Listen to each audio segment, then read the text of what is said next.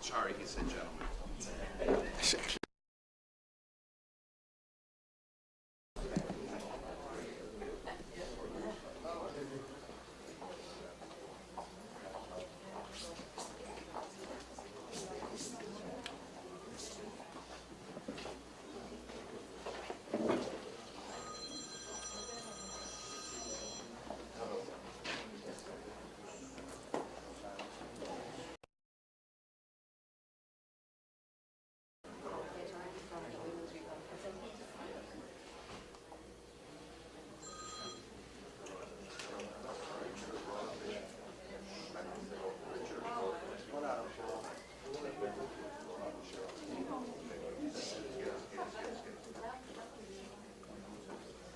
If we could remind everybody, please silence your cell phones, watches, tablets, anything that makes noise. Thank you.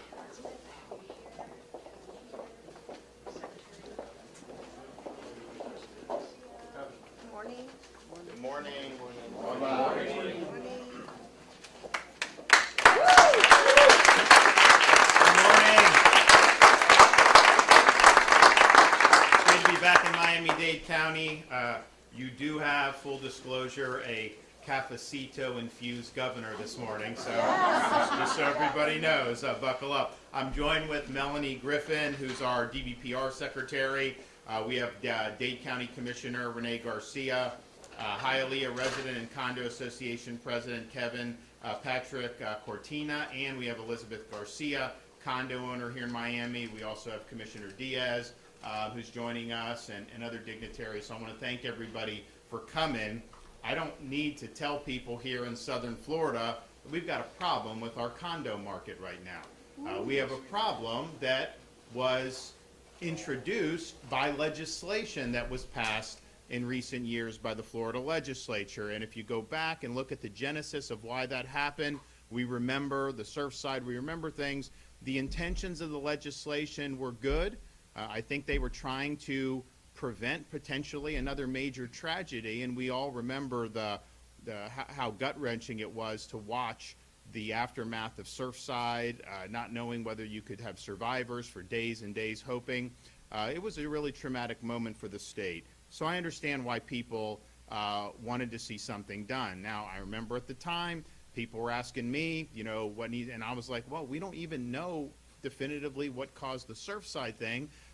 If you do something without knowing that, you could end up with some unintended consequences. And so the time I said, legislature should talk to their folks, they should figure out what they want to do. I'm not going to stand in the way of it, but I also know we're going to have an open mind on this, and you may have to come back and revisit some of the things that were done if there are some unintended consequences. Well, here we are today, and we have seen some of these consequences. We have seen sudden high-cost fee assessments that have been imposed on condo owners, many of whom in South Florida, particularly in this community, are senior citizens and living on fixed incomes. And so these are people that have been in a condo for 20, 30 years, probably own it free and clear, thinking, and obviously they've had to deal with inflation and all these other aspects of life for the last 4 years. Hopefully that's going to abate.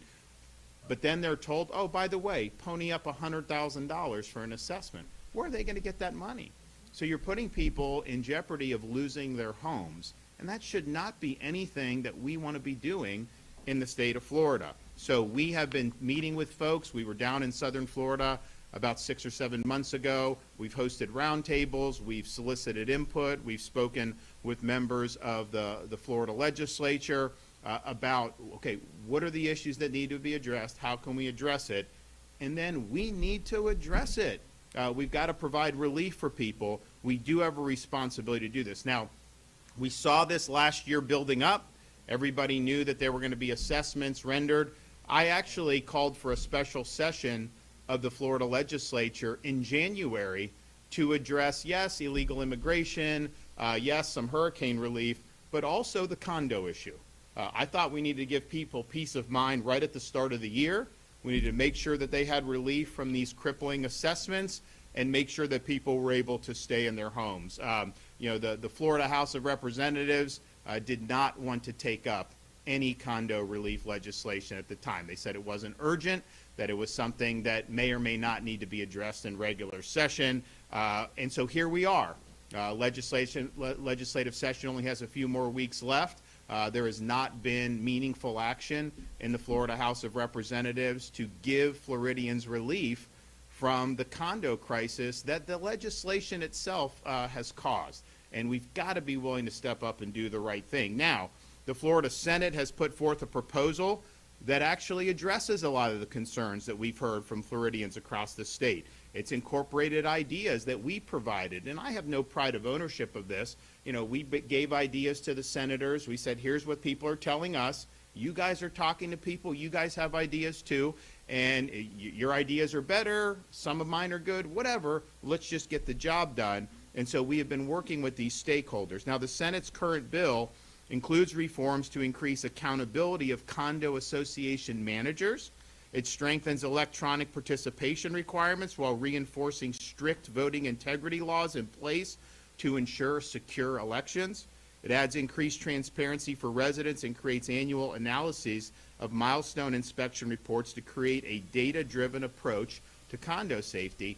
And crucially, it provides more flexibility for associations to phase reserve funding and use alternative funding methods, including investing contributions to generate more money for required repairs. And so that would provide relief from these crippling assessments. And, we shouldn't be in the business of mandating that these assessments must be levied on folks. I think you have reform of condo governance, you have transparency, and then the residents are able to make the decisions that they think are in the best interest of themselves. Obviously, if you're a property owner, you don't want to see the property go down the tubes. I mean, you do have a vested interest in making sure, but you also have to do it in a way that's going to be feasible and economically sustainable. So I applaud the Senate for doing this. Senator Ileana Garcia is leading the bill.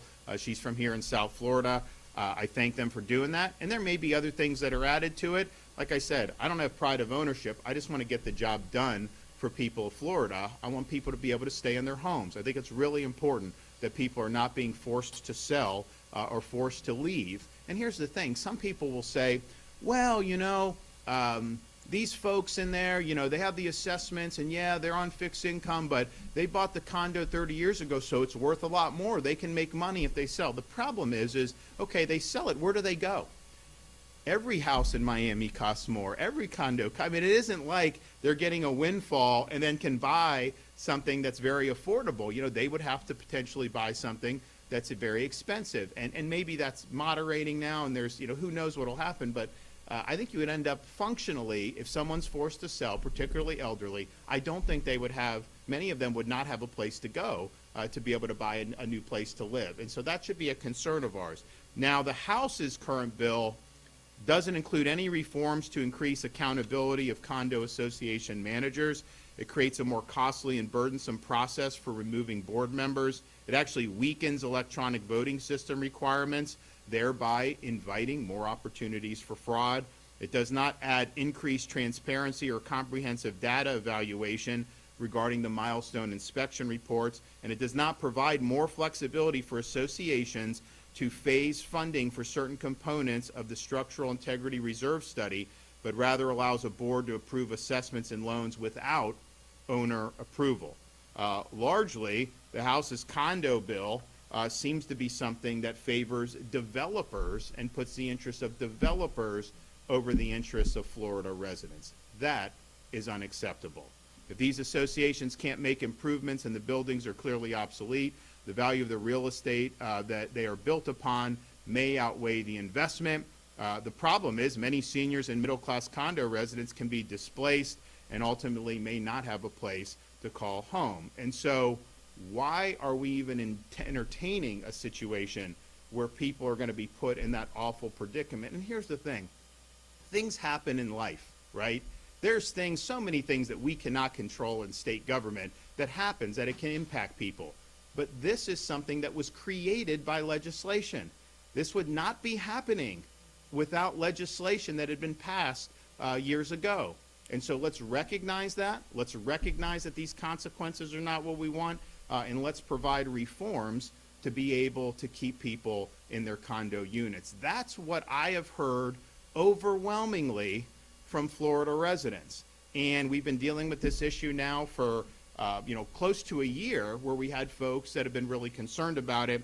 And our job as elected officials is to listen and to provide solutions. And not everything can be solved through legislation, but I can tell you, if there's a problem created by legislation, we don't only have the ability, we have a duty to rectify that. And so I want to thank the folks in the Florida Senate who've moved credible legislation forward.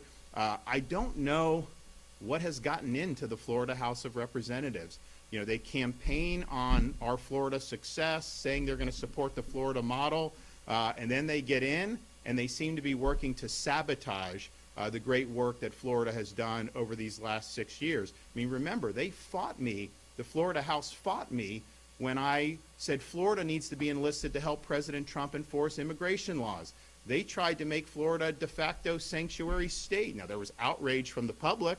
People were not happy with that, and so we ended up getting strong legislation, and we're now leading the country on that. What else does the Florida House of Representatives do? They've actually joined with Democrats to undo spending reductions that I instituted in the budget last June. They've given over $60 million of excessive spending in this current year's budget, joining with Democrats to do that and to undo our cost savings that we instituted. That's not what you voted for. That is not what they told you they would do when they were running and seeking your vote in elections. What is their main thing that they're trying to accomplish this session in the Florida House? It seems to me, if you look at all the things that are on the agenda, is they're trying to contort Florida law to be able to benefit liberal trial lawyers. They want to undo tort reform. They want to provide windfalls for these lawyers who will do cases where the lawyers make all the money and the client gets very little. That is not going to be good for consumers. That is not going to be good for our economy. It's not going to be good for jobs. We should not turn over the state of Florida to the liberal trial bar. That is not what you voted for. That's not what they told you that they would do when they ran for election. We believe in putting Floridians first. That's what we've done for 6 years. That's why the state is #1 in economy, #1 in education. That's why we have a 50-year low in the crime rate. That's why we were the first state to stand up and defeat the woke agenda. That's why we've led on issue after issue. And the one thing I can tell you with me is, when I tell you I'm going to do something, and certainly when I was seeking your vote in 22 for another term as governor, I didn't just say that stuff. I meant it. I got into office again, and I did it. And I delivered on that. I think what they're playing a very dangerous game in the Florida House, because they think that they can run one way, get into office, and then behave in a totally different way than what the voters thought that they were getting when they did. So I've been disappointed to see some. They actually have a bill. We've got some great folks that have helped us really reform our universities. We have former Lieutenant Governor Jeanette Nunez is now the president at Florida International University. That's a fantastic selection. And we've been very clear that the people of Florida, they want good universities, but they don't want universities that are going to be indoctrination centers. They don't want Columbia University and what goes on there to go on in the state of Florida. And so we've taken that to heart for many, many years. We said we are not going to allow these universities to be hijacked by woke ideology. We're going to make sure we have strong leadership in all these universities. The job of the university is to educate, not to indoctrinate, and we need to make sure these universities are fulfilling the classical mission of what a university should be, to teach folks to think for themselves, to have academic integrity, and ultimately to prepare these students to be citizens of our great republic. That is what we need to be doing. And we've done more than any other state in the country to do that. What's the Florida House of Representatives doing? They're actually trying to pursue legislation that would roll back all the progress we've made of fighting the woke and the leftists in our state universities. They actually have a provision that says the governor and his staff are not allowed to discuss any vacancies of university presidents. And so what? They can be able to hire some flamboyant liberal president and we're just supposed to sit and take it as Floridians? No, you elected me to make sure that these universities are in line. And that's exactly what we've done.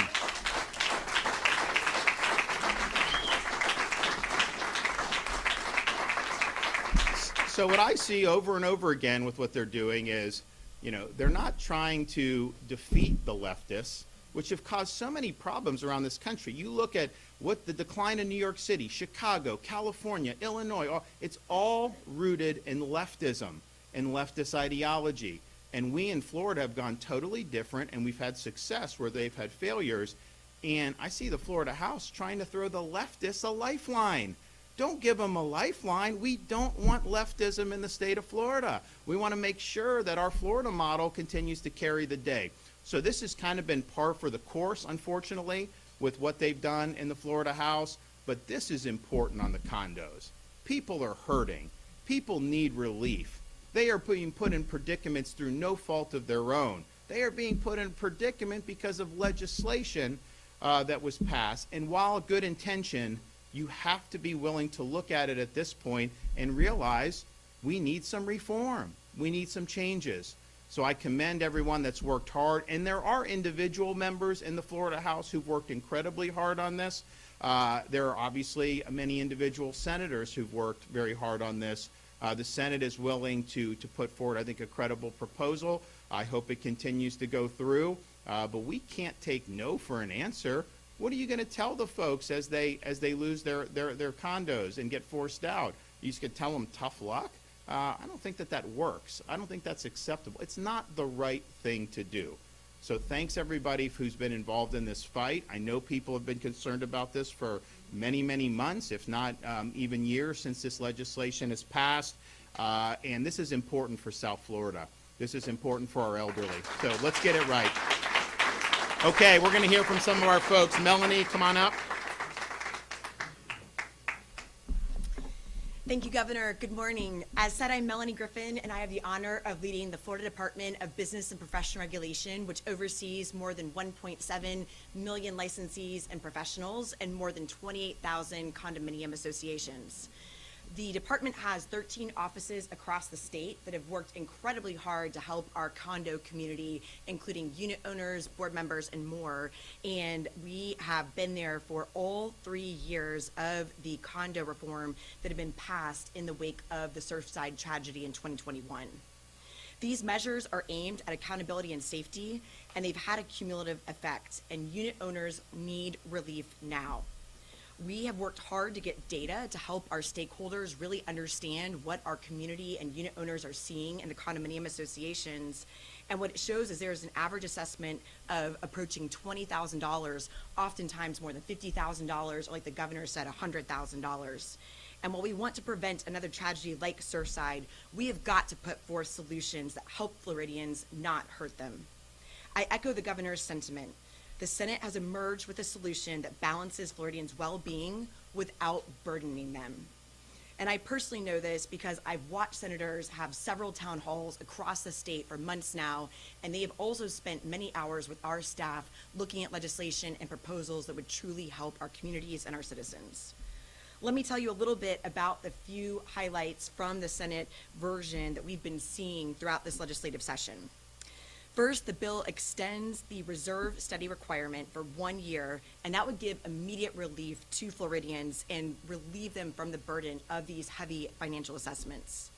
Second, the bill provides alternative funding methods. It gives associations flexibility to meet reserve funding requirements, including an on-ramp for funding things that already have a useful life that will help those residents for several more years.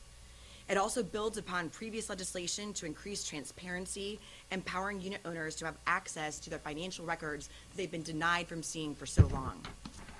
Next, it holds condo board members and community association managers acting in bad faith directly accountable without penalizing our unit owners. And finally, the Senate proposal requires condo associations to report information about their property to the department, which will give the state a more accurate picture of what is going on with our condominiums in Florida. This year's legislation will be the fourth reform after the Surfside tragedy.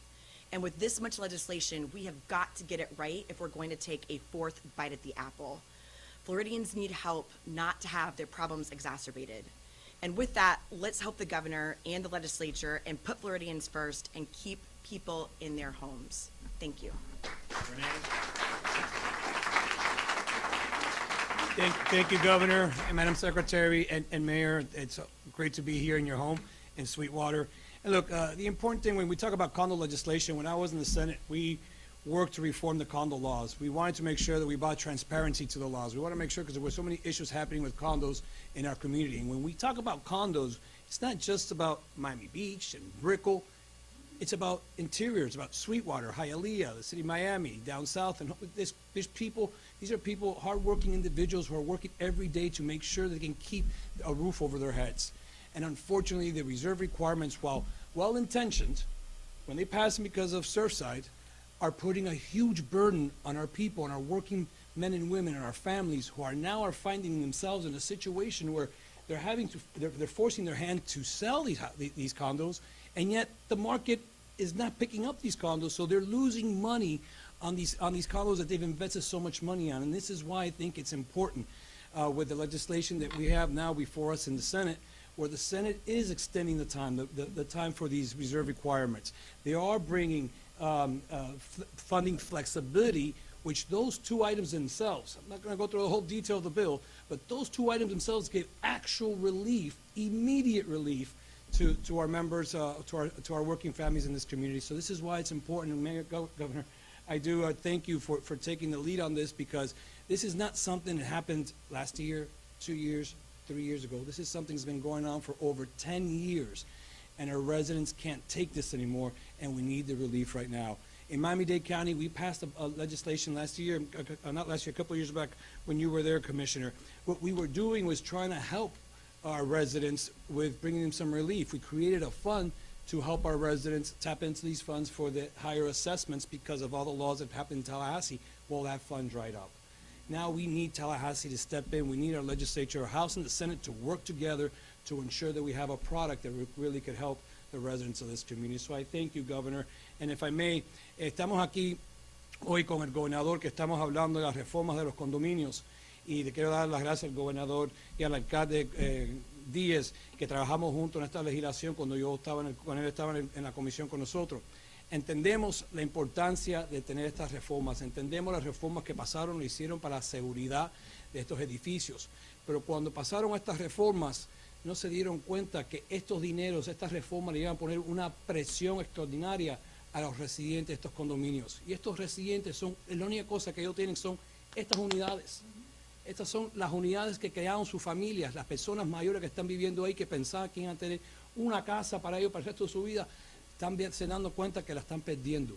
La Comisión del Condado creó un fondo para ayudar a aquellas personas que tenían problemas con estos assessments, pero ese fondo se acabó, ya no hay más dinero para el condado.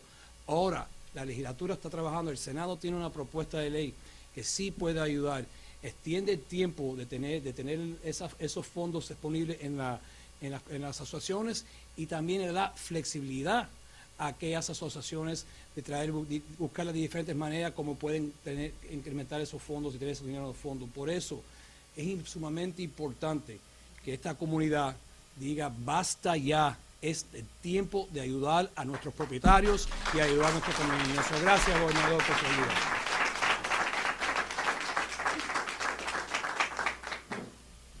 Good morning. Thank you, Governor DeSantis, for being here in Miami today to talk about this condo crisis and how it's impacting our residents. My name is Kevin Cortina. I'm a condo owner in Hialeah, and I serve as a condo association president. And you know the issues that our owners are dealing with. We met last year at a round table, I think it was in September, and we talked about these issues and what that, and you called for a special legislation, special session, and we talked about it, and you were adamant that this was going to happen. It was good faith, started in good faith, but this was going to happen, and unfortunately they didn't listen. The current regulation requires condo associations to fully fund their reserves. This is something that hadn't been in place for 50 years, and then all of a sudden, you got to do it in one. This is imposing serious and sudden costs to all the condo owners. Some of them, or many of them, which are, like was mentioned earlier, senior citizens or people on fixed incomes. What we're seeing is that there's a gap between what's truly necessary to keep our buildings safe in the short term and what's driving the assessments high enough that is going to force people out of their homes. Then there's a new bill sponsored by Representative Vicky Lopez that's going through the Florida House right now, the House of Representatives, and it's concerning. It's a concerning bill because it weakens the transparency. It makes it easier for fraud to occur. It gives condo boards or bad condo board members unchecked power without unit owner approval. And it also makes it harder and more expensive to remove the bad condo board members. This is definitely not the right direction. The legislation does not favor residents, but instead it favors the special interests. Retired seniors are on a fixed income. They make a significant portion of our owners in Florida, and they are particularly vulnerable. Like the governor said, yeah, they could sell the property, but then where are they going to go? They're being impacted with these high assessment costs, and they're being forced to unfortunately sell because they have no other choice. These are my neighbors. They live with me. I hear this every single day. I live with them. And they're just not able to do it. They're not able to handle this pressing issue, something that was just put upon them so quickly. The governor is right, and we need relief right now. So we hope that our leaders in Florida are listening, and they can pass this legislation, that it will actually help the residents that elected them. Thank you. Yep.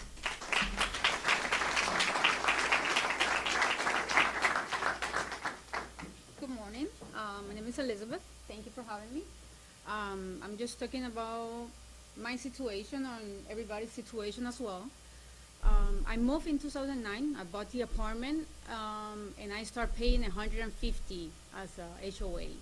Right now, I'm paying 532 as a single mom. It's impossible for me to have that situation.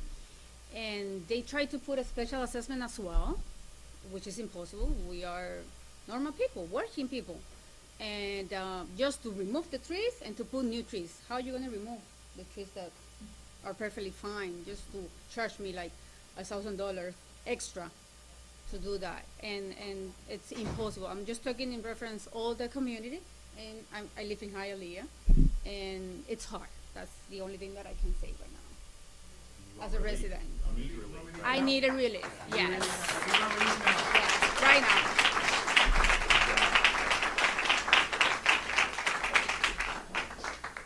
So look, we've got an opportunity to do the condo reform now. That's what we need. Thank you guys. You guys made signs. That's great. It's the right thing to do. We don't want to have our residents that are buckling under these assessments, throws their entire lives into turmoil.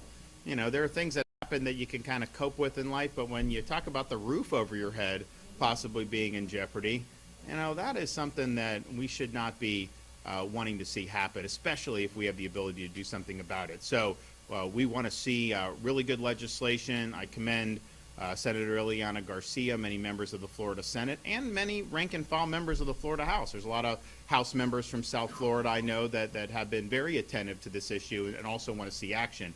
But so far what the House is doing, I think, as was mentioned, they're not viewing this as an urgent problem, and then the bill they have is probably going to make it worse. It's probably going to lead to more people being driven out of their home. It will be a ripe opportunity for developers to step in, but that shouldn't be what we're doing. We shouldn't be passing legislation that's going to make it harder for our residents, particularly working class residents, to hold on to their units and then pave the way for developers to make more money. Developers made a lot of money in Florida over the last 6 years. I can tell you that. I mean, you drive around, there's cranes everywhere. Everyone wants to be in Florida. And people have made a lot of money on that. You know, at what point are we going to say, no, we got to stand up for our rank and file Floridians, the people that are either working class or that are retired on fixed income, and we got to do right by them. So I'm hoping that we'll be able to do that, but we need to get this done, and we need to get it done now. Okay. Anybody have any questions? Hi. I asked the Speaker of the House and Representative Lopez about this, and their response to saving lives after Surfside, that they were there. I know you were there as well. How do you respond to that? How do you balance expense versus safety, given what's happening? So I was at Surfside for 2 weeks straight. Okay, it was a gut-wrenching experience. If there's legislation that could have prevented that, I think everyone would have wanted to see it. But you look at these assessments are not based on the building's going to fall down. These are assessments that are cascading that just simply can't be met. And if they are met, could be met over a more reasonable period of time. As they said, you had 50 years where this wasn't something. Now they're saying in a very short window, you've got to do all these assessments. And so there is transparency, and in the Senate bill, there's even more transparency. People, the unit owners, need to know what deficiencies are in their building, and they need to have the tools they need to be able to take action. But to artificially force these massive assessments, especially on things that are quite frankly more tangential to the core Surfside issue, it puts these people in an awful predicament. So give them flexibility. We had a framework that was in place. I think that there was some it was well intentioned, but it's run aground, I think, in some of these instances, especially when you look at some of these units out here. So don't force anyone out of their units. make sure that they have the flexibility they need, and don't have a ham-handed approach to it. Understand that there's a lot of different things that are being brought down on assessments, and I'd be willing to bet, what they're talking about, that has no relation to Surfside, some of the things that are coming down at all. And so why would we want to be forcing people artificially in those circumstances? And here's the thing. If you had transparency and you go to unit owners and say, man, there's some real structural problems with this building, it's not safe, they're all going to want to rectify that. I mean, that I think part of the issue with Surfside is a lot of people didn't know that there may have been some problems, and I think the legislation has helped clarify that. I think Ileana's is even more for transparency, and that information I think is really the most important thing, but that's different than saying fork over $100,000 to do improvements that really are not related to the core issue of Surfside. On a different topic, Well, yep. on a different topic, if you could, Sure. if I may. Given your plans, your big plans on property taxes, would you veto a sales tax bill that would go through? I would support sales tax relief for Floridians. I don't want to see us give relief to Canadians. I want them paying the tax, right?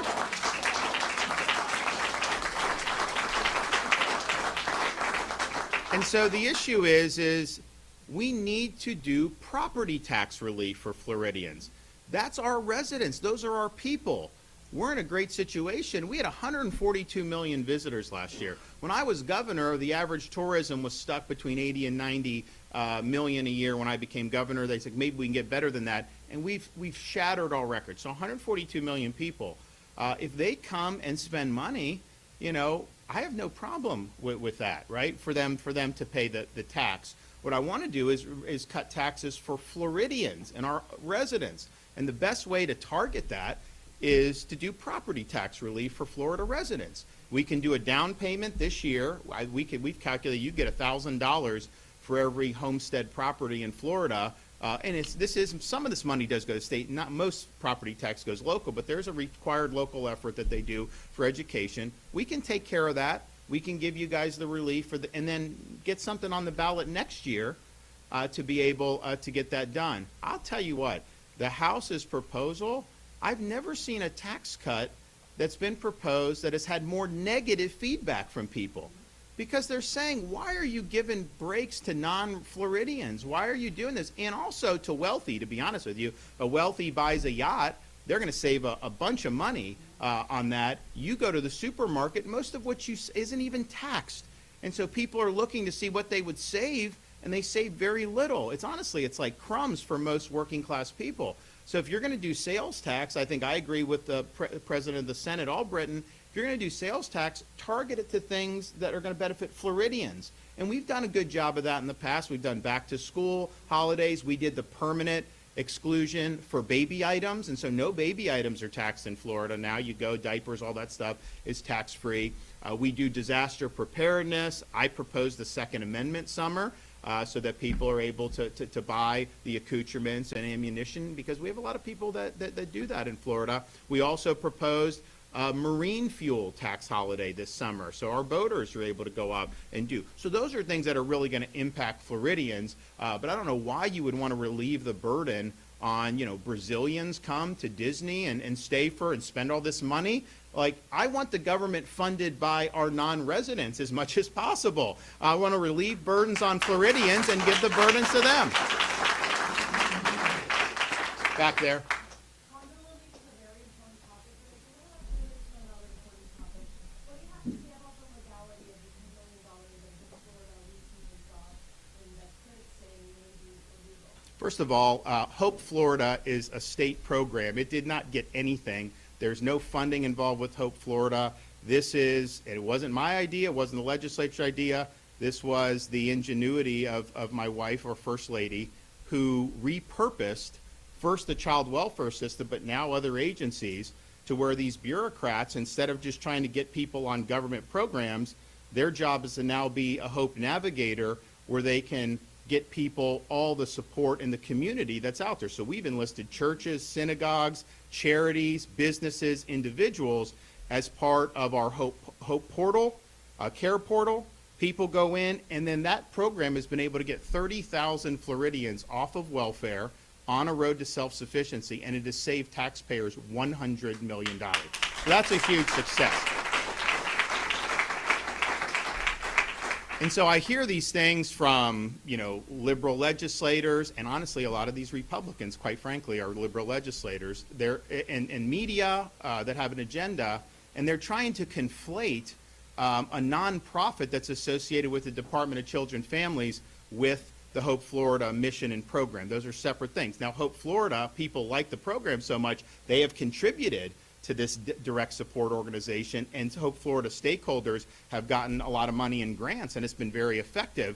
But the ACA settlement is something that is totally separate from Hope Florida. But the ACA settlement was 100% appropriate. They negotiated a very good deal, and it served the state very, very well. So I stand by what ACA did 100%, and understand what's going on. This is a political agenda. These are people who never had anything negative to say about any of the stuff with Hope Florida, and so they're basically grasping at straws to try to do something to try to reflect negatively on it. Like, it has nothing to do with Hope Florida, but the reality is this is a political agenda, and you do have Republicans. These Republicans in like the leadership office, they're working hat in hand with the Miami Herald and the Tampa Bay Times, very liberal media outlets. Is that what Republicans do? Work with the Miami Herald? Are you kidding me? But that's what they're doing. And they think that somehow you're going to believe this drivel. So don't fall for the political nonsense.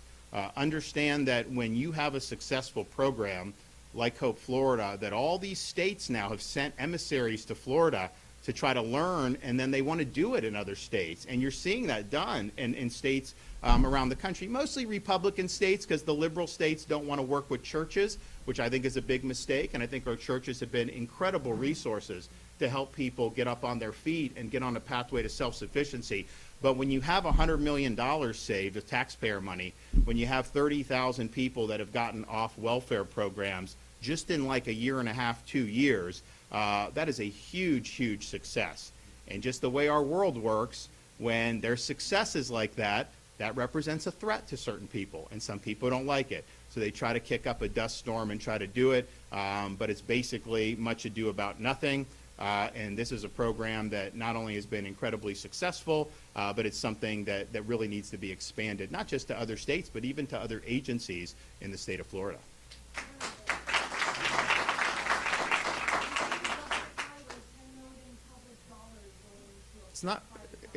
First of all, this was a settlement, a totally appropriate, it was a good deal that was negotiated. When you do settlements, you can try to get as much money as you can, but this was in addition to what they were getting. This is kind of like a cherry on top where they agreed to make an additional contribution. And so we were served well by what ACA did. There was a potential you could have filed a lawsuit, but I can tell you, if you look at it, it was not a clear-cut case that we were guaranteed to win, and certainly not guaranteed to win that much money. So it was a good settlement. That money is going to serve the ACA population. Again, it has nothing to do with Hope Florida. It's serving the ACA population and will serve them well, and it was entirely appropriate and the right thing to do. Yes? Thank you so much for your work. I just have a question to the DPR secretary. I have a lot of friends in Rico. Secretary, she has a question for you. I just have a lot of friends in Rico who are trying to get to remove the board members because they're not listening to them. They're sending emails about doing inappropriate stuff like do church rentals in the unit of 3 days, 2 days like a hotel. They called the DPR and they told them, no, that's not what we do. I'm sorry, just do elections.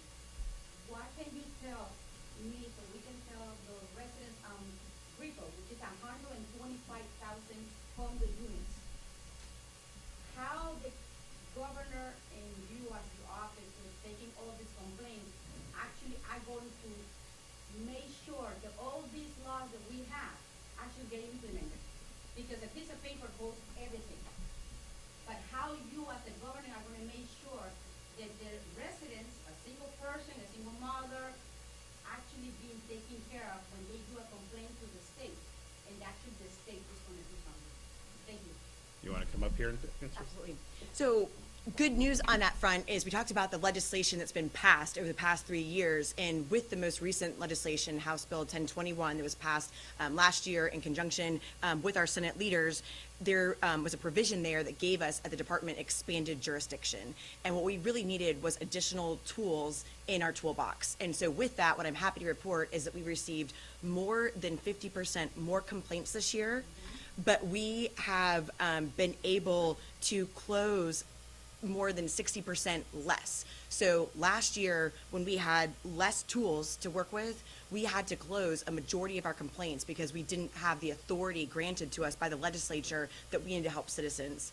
This year, we've only had to close about 11% of complaints, and almost 90% of our cases that we've received, we have been able to help citizens. And in those small, very small number that we haven't been able to, it's because it was something that we didn't have complete evidence. Maybe the person didn't give their contact details. It was incomplete in terms of what we were receiving. But there's been tremendous growth result of this legislation, and that's what we're looking to expand upon with the Senate in terms of this next piece of legislation that's been contemplated and talked about today.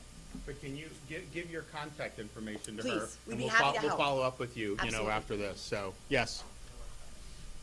Governor, thank you for everything you're doing for our state. Sure. Fantastic. Yep. Thank you for bringing God back to our state. Yeah.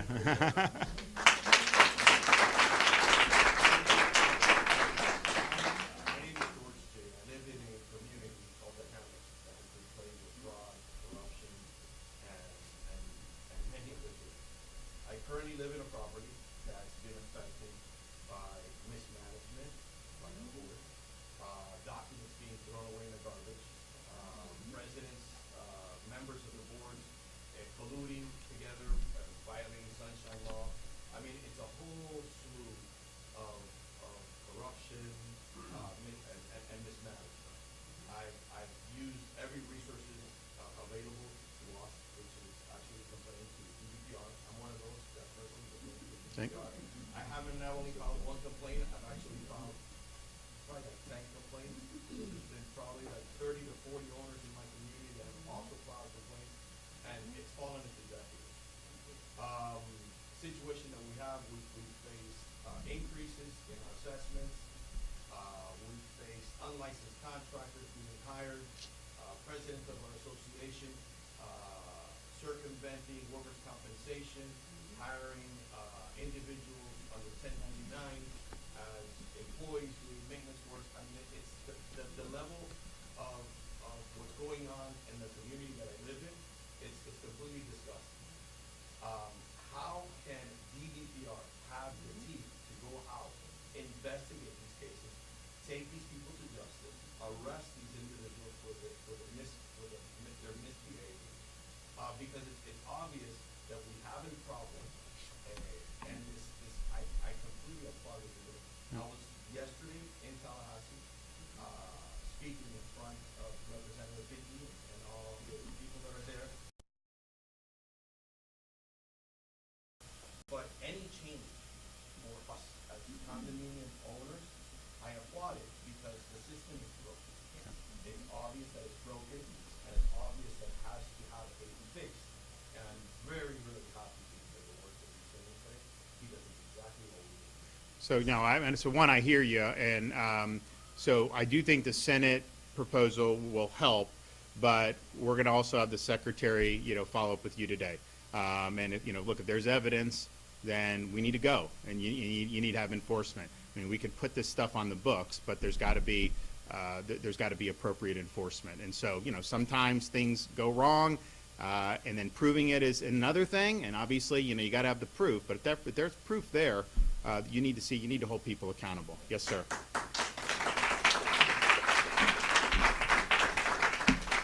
Good morning, Governor. First of all, thank you for your service, and thank you for what you have done throughout the years. I'm a service veteran. We have lived in our community since the build down. We have had very tough times in the past 15 years. No elections, no first notices, no reserves. In which community is this? It's Shoma Home Defense Carolina. Okay. So the issue is that we have requested the DDPR for years to help us. No teeth. We were left with 8 meetings. We were left literally with the rules up to the commissioner and insurance just dropped us.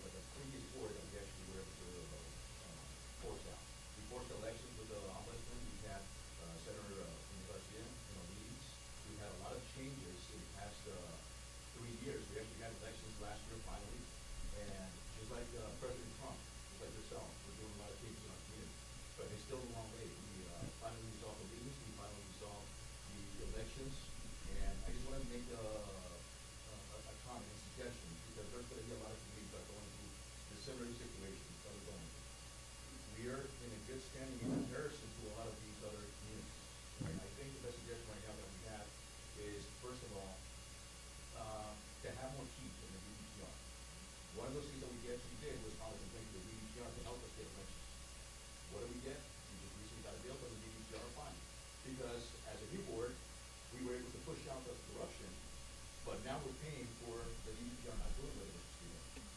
We've had a lot of complaints that were going in, we were told by the DEPR, file a complaint, but much, if you can, the complaints you guys can. DEPR says it's a duplicate, and you just close it out. So, there's a lot of misinformation from the DEPR. Down to Tallahassee, I spoke to, the department over there, and it's been frustrating, because there's no key. Now, when we as owners want to be able to see change, now we understand exactly what needs to be changed. I just have two suggestions though. Okay. The first one is, if it's possible to have a mandate where the board, if they don't have an election every year as mandated by the, documents, they automatically resign. Okay? That's number one. Is that good? You guys would like that? And number one. Number two is to have a statute of limitations, no longer valid as far as fraud. We've had a corrupt board for 15 years, 3 board members in it for 10 plus years, with their system, with their people. Enough is enough. So when we're trying to find out right now what is going on, what happened, statute of limitations, if we find something, well, it's already past 5 years, so unfortunately we can't do anything else. So that's not what should be looked forward to as a homeowner. We paid for 10 years, 15 years, 20 years, and we just found out what really happened during that time. There should be a little bit more keeping and be able to go back to these people for this situation. Great. Now, look, I think those are all great suggestions. We will pass those along to the legislature and the senators. I will say this: the politics of South Florida Homeowners Association puts politics in Tallahassee or even Washington to shame. I mean, man, you guys got a lot to deal with. But what I want to do, I want to have the secretary follow up with you, and follow up with you guys. So can you make sure you get your information to our folks? Can you get that, Grace, and then get it, and then you'll get a follow up today. And if there's a basis to do more, we will. And if there's not, and you need more teeth, then that'll certainly be something that we recommend to the Florida legislature. Okay, guys, we're not going to take no. We'll see ya.